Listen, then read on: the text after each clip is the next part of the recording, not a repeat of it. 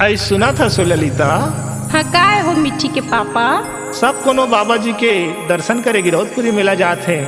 हमरो इच्छा होते कि हमू बाबा जी के दर्शन कराते। तका होते जी चलन हम मन घुमातेन।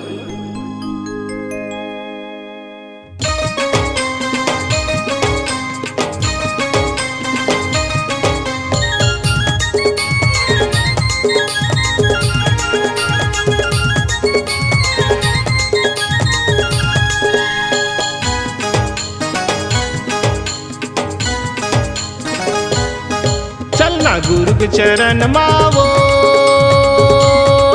बही माथ नवाबो। जोगी नदी में नहा के हो ये तन उजराबो। मन के इच्छा पूरा हो ही, मन के इच्छा पूरा हो ही, गिरद मेला घूमे आवो। जोगी नदी में नहा के हो ये तन उजराबो। चलना गुरु के चरण मावो बही माथ नवाबो।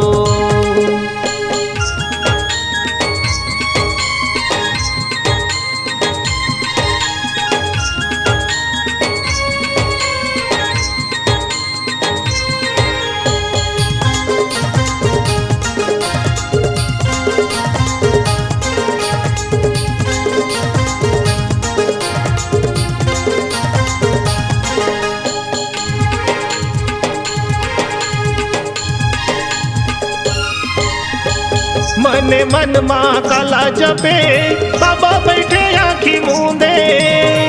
मने मन माँ काला जपे बाबा बैठे आँखी मूंदे।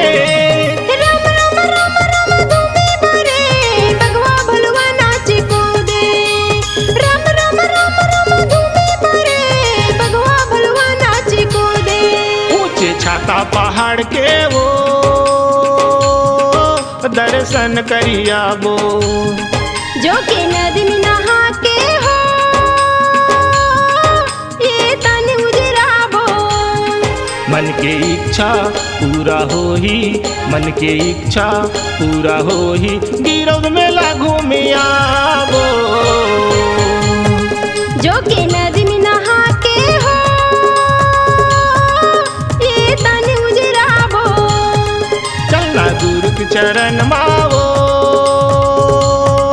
बही माथ नवाबो।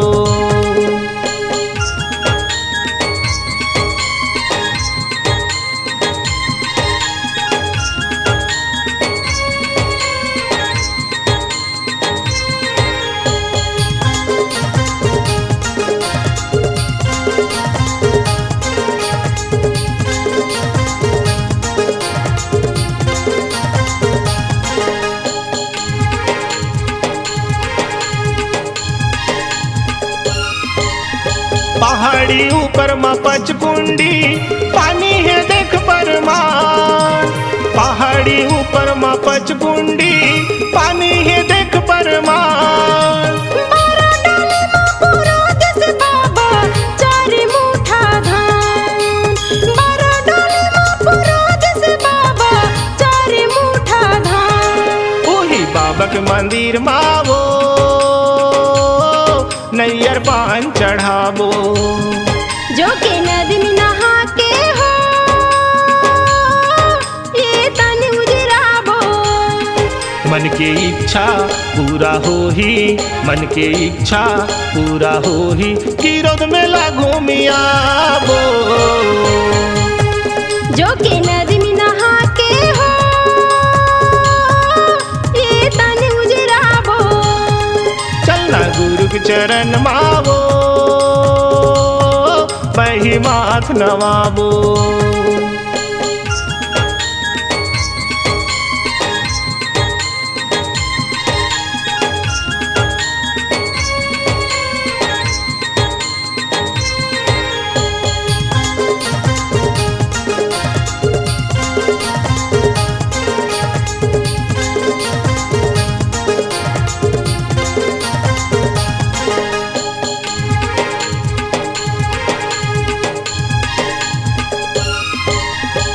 कोनो नहीं तो जाने बाबा के महिमा महान कोनो नहीं तो जाने बाबा के महिमा महान ये दुनिया माया मर होगे सादा झंडा के निशान ये दुनिया माया मर होगे सादा झंडा के निशान ये देश सत्य या हिंसा के